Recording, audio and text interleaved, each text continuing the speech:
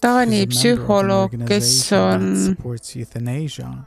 kes toetab eutanaasiat, müüs eutanaasia pulbrid rohkem kui 100 inimesele, 33 on neist juba surnud. Ja nüüd on uuring, et selle šokeeriva uudise valguses ma soovin uurida eutanaasias. Ma tean, et paljud religioonid on selle vastu, kuid ma küsin endalt, miks mitte? Mõtleme natuke. Inimene elab oma elu ja see on lõpusirgel. Haigus on lõplik. Midagi muud head ei ole horisondil. Miks on keelatud? Miks inimene ise ei või otsustada, kuna minna? Elu ja surm pole inimese kätes. See on midagi, mida ma pean jätma jõule, mis andis mulle elu. Mida me peame sellest õppima?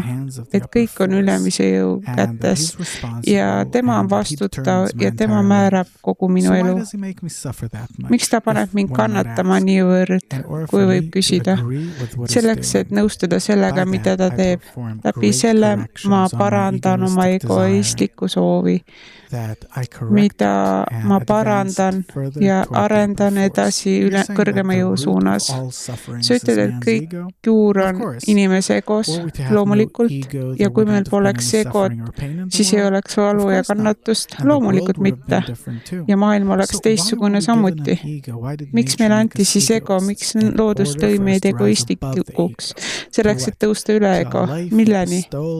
Elu, mis on andev, armastav ja ühine ja kus me ei tunne valu. See on siis parandus valule juures, jah. Kannatus aitab meid eemaldada enda oma egost. Kui me ehitame maailma, kus on rohkem armastust ja ühendust, siis kas kannatus väheneb? Kuidas inimene siis lõpetab oma elu? Ta hakkab tundma kõrgemat elu enne, kui ta lõpetab selle elu. See on kogu eesmärk, mida Kabala õpetab meile, kuidas avastada see kõrgem jõud, kui me oleme selles elus. Ja siis me ei pea tundma seda, et me eemaldume sellest elust.